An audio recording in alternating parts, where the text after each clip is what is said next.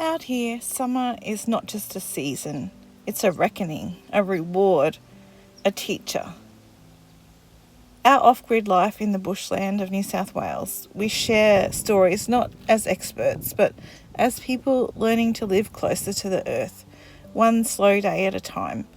If you're new here, we are so glad you found us, and if you've walked with us before, welcome home. The land speaks louder in summer, not with words, but with heat and thunder and the shimmer of stormlight through gum leaves. We listen with our bodies now. This is Chimney Creek Farm in the height of an Australian summer. I've got my trusty paper bag here. Out the back, the silver beet is dry and rattling, sending out its last offering. I slowly work my way through each plant, just gently pulling the dry seed pods into my fingers and putting them into the paper bag. The whole thing snapped off. That's how dry it is. I'll put that in my bag. I'm also going to pop a few of these spearmint seedlings that I've got into this garden bed. A lot of people have said to me that's a mistake because they're so invasive. They'll take over everything, but that's okay. We'll see what happens. We've got 140 acres here. And I'm not afraid of a little wildness. I do have something really beautiful that I want to show you. Look at these. Lemon balm or bergamot flowers. Check them out. Aren't they beautiful? My gosh. No wonder the bees love them. And the sunflowers are nearly as big as me, which is pretty cool. All the lettuce is going to seed. Today has been one of those steady days. Nothing dramatic, just working through what needs doing and letting things take the time they take. Coriander plant. It's got heaps of dried seeds on it, which is great for cooking and for growing new coriander. So I'll put that in my trusty paper bag.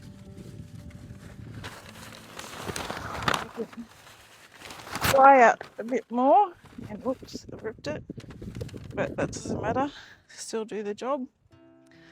And yeah, I'll let it dry out in there. The mint is meant to be quite aggressive, so hopefully it will take over and not the grass. This is spearmint,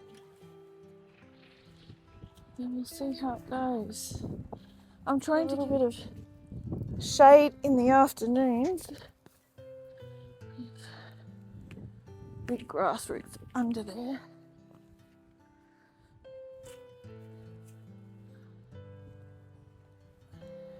Let the mint spread. Let it claim its corner. There's room enough here for bold things. A lizard watches from the edge of the bed. There are more of them this year. They keep the bugs down. They belong here as much as we do.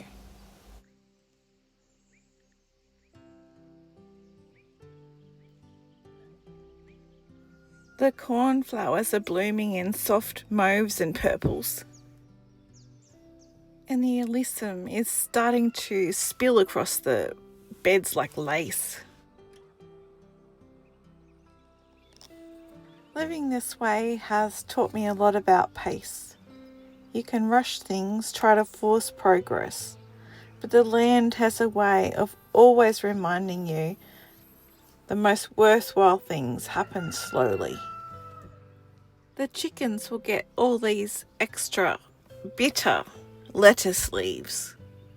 The first tomato ripened this week. Small, red, warm from the vine, and I held it in my hand like a gift.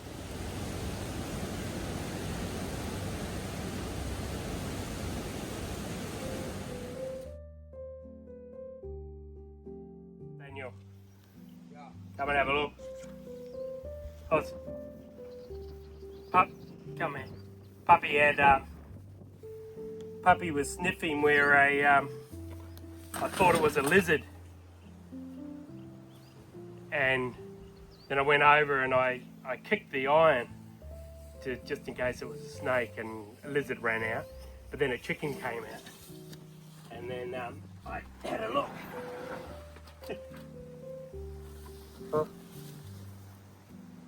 But Were those your 6 eggs? yeah, well, the problem is What we needed. I don't know if look at the different colours. Oh, they're really green and blue. That's where they've been laying all their eggs. Well, some anyway. There's probably other bits around here that they're using. But We harvested some more zucchini and Paul taught Nathaniel how to make cement. no. So that's not wet enough. It's got to be falling, but it's not. It's pretty close in a little bit.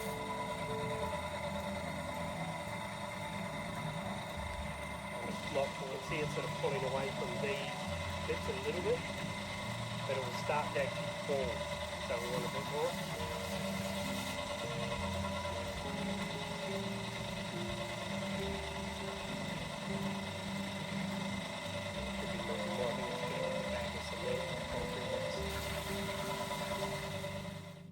We'll be collecting a beehive, a European beehive, from Lana, our permaculture teacher, tonight.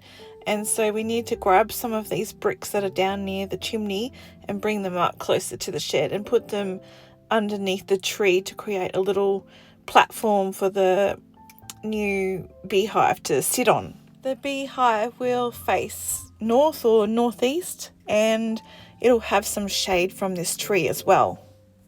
Paul and Nathaniel both copped a sting or a few stings from the new bees while we were moving them into the new spot under the tree. They settled soon enough though.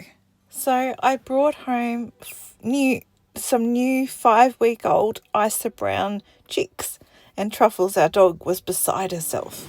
She's learning, she's getting older and softer, so she just sniffs the chicks gently, tail wagging, and she doesn't seem to attack them as much these days, thank goodness. What are they?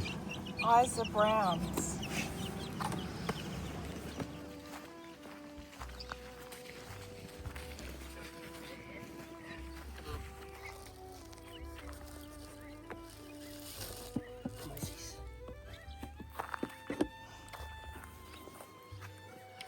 Okay.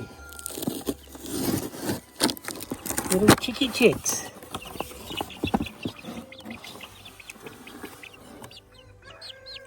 One little chickie.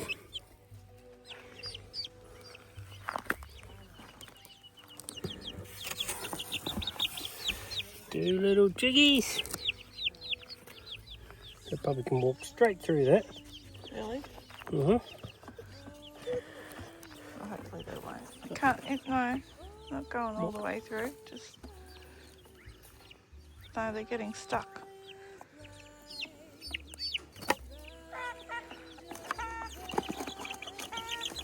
Puppy, gentle. See, gentle. Gentle. She's like lunch. Gentle. See, the little ones. Yeah, chicken puppy. You have to dip their beaks in the water, remember?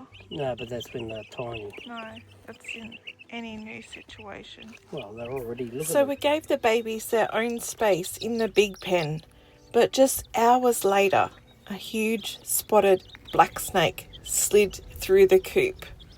After mice, we reckon, not the chicks, but still we moved them back into the brooder. Better safe than sorry. Our biggest mistake was not using aviary mesh from the start with this pen. It moved slow and sure, unbothered by our presence, and we gave it the space it needed to leave. They're known as spotted black snakes or blue-bellied black snakes, native to this region of New South Wales. They favour the edges of things, the transition zones between paddocks and bush, where logs lie fallen and grass runs long. Their bellies shine dark blue or a silvery colour, and their backs are black as charcoal, sometimes speckled with pale flecks that catch the light. Ours was close to 1.5 meters long, calm, steady, uninterested in us at all, and these snakes help keep the balance, feeding on frogs, lizards, small mammals, and yes, mice too. They're shy mostly and don't go looking for trouble, but they are venomous, one of the most potent black snakes we have here, and if cornered, they may strike, but their first instinct is always to retreat. We don't try to handle them or interfere, we give them space, watch our steps, keep the grass short around the house and the sheds and the chicken coops. And the snakes belong here too, part of the same cycle we're trying to work within. Out here, you learn to share the land with creatures that don't fit neatly into comfort. You learn that respect often looks like distance, and sometimes the best thing you can do is let something wild pass through unharmed and unbothered.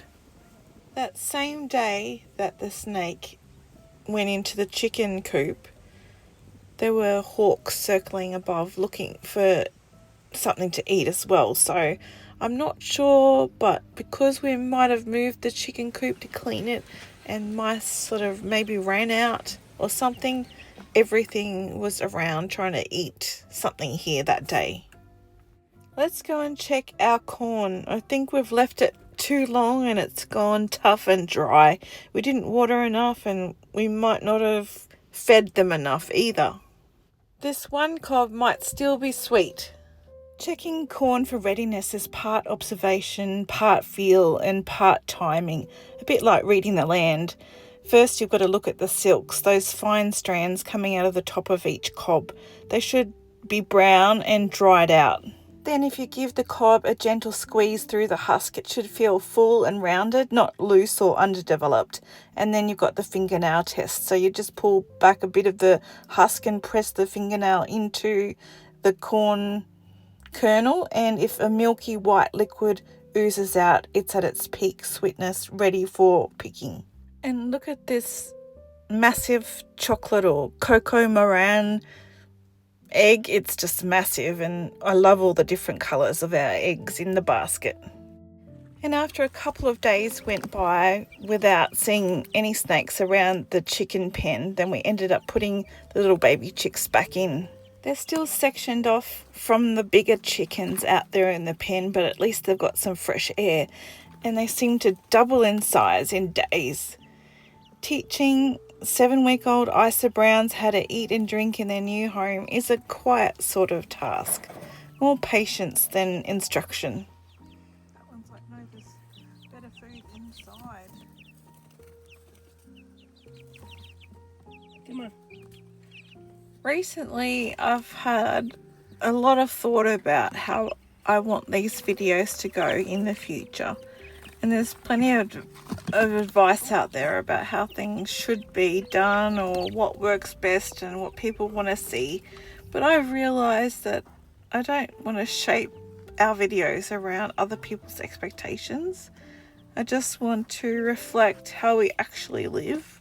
The quiet days, the small decisions, the jobs that don't always go to plan. This might mean that our channel will never look like others or grow like in the same way that other channels grow, and that's alright.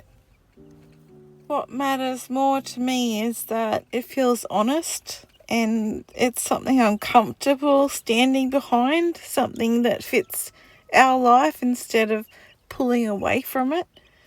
And, you know, we've spent so many years trying to get away from the rat race and expectations and what people want from us. So this is just us doing the work that's in front of us, learning as we go. Some days feel productive, some don't, but all of it adds up over time. So if you're living a similar life or thinking about it, you'll probably know or recognise a lot of this. And if not, that this is simply what a day here looks like.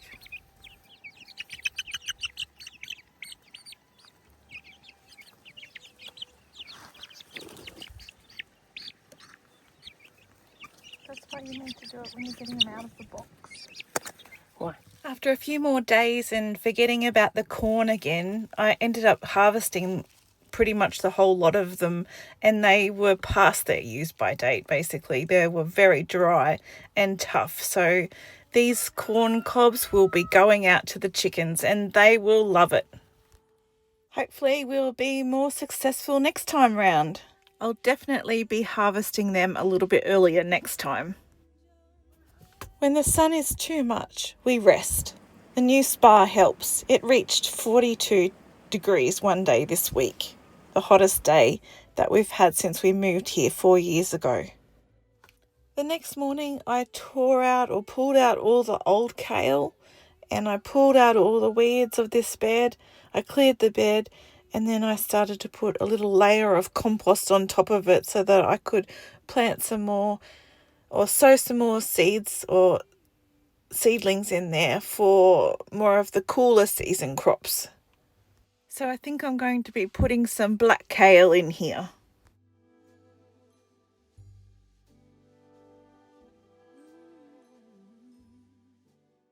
Another bag of seeds collected. As this year turns over, I've been thinking about what I wish for myself. That I might meet the year gently, and that I'll find warmth when I least expect it, and lasting joy in the quietest moments. That the ordinary days will feel enough, and that I'll have light on the heaviest days, and kindness in the spaces in between. I hope I feel supported when I'm tired, hopeful when the road feels uncertain, and grateful, especially grateful for the blessings that often go unnoticed. I wish all these things for you too.